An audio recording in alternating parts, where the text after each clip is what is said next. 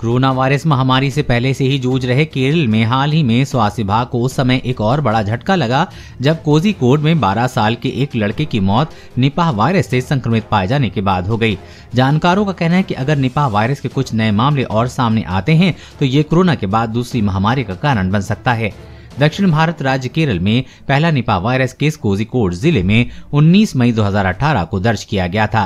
राज्य में 1 जून 2018 तक 17 मरीजों की पुष्टि हुई थी और 18 मामलों की पुष्टि हुई थी। निपाह वायरस की पहली बार 1998 में मलेशिया में पहचान की गई थी। क्या है निपाह वायरस? जानकारों का कहना है कि निपाह एक पैरामाइक्सो वायरस है। ये जानवरों से इंसानों में फैल सकता है। ये एक इंसान से दूसरे इंसान में फैलता है। पहली बार ये मलेशिया में सुअर का पालन करने वाले किसानों के बीच पहचाना गया था। ये रोग पश्चिम बंगाल के सिलीगुड़ी में साल 2001 में सामने आया और फिर साल 2007 में सामने आया था। ये वायरस ज्यादातर एक क्षेत्र तक सीमित था। इसके संपर्क में जो भी आता है उन पर इस वायरस का संक्रमण फैलता है। कुछ लोगों ने खजूर के पेड़ से निकलने वाले तरल को चखा था और इस तरल तक वायरस को ले जाने वाली चमगादड़ थीं, जिन्हें फ्रूट बैट कहा जाता है। निपाह के लक्षण। WHO के नोट के मुताबिक इस वायरस में संक्रमित लोगों में शुरू में बुखार, सिर दर्द, उल्टी, गले में खराश जैसी शिकायत होती है। उसके बाद कमजोरी आना, चक्कर आना, नींद आना जैसे तमाम न्यूरोलॉजी संक्रमण आते हैं।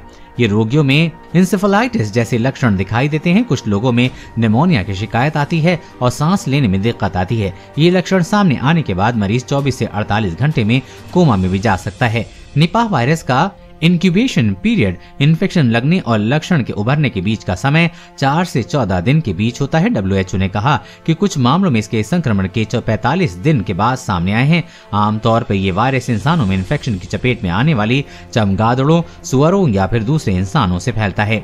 क्या इसकी दवा या वैक्सीन है? WHO के मुताबिक अभी तक निपाह वायरस के लिए कोई भी खास दवा या वैक्सीन नहीं बनाई गई है। इसके चलते उत्पन्न होने वाले सांस परेशानियों और न्यूरोलॉजिकल दिक्कतों से निपटने के लिए इंसेंटिव सपोर्टिव केयर यानी कि ICU की जरूरत होती है। WHO ने सलाह दी है कि अगर किसी इलाके में निपाह का आउटब्रेक संभावित है तो जानवरों के रहने वाले एरिया को तत्काल को अलग कर देना चाहिए। संक्रमित जानवरों को मारना चाहिए और मरे गए जानवरों को सावधानी के साथ जला देना चाहिए या गहरे दफन कर देना चाहिए।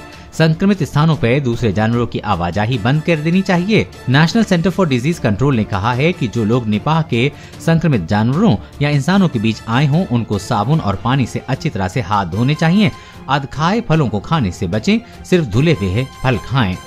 देश और दुनिया की हर अपडेट पाने के लिए चैनल को सब्सक्राइब करें।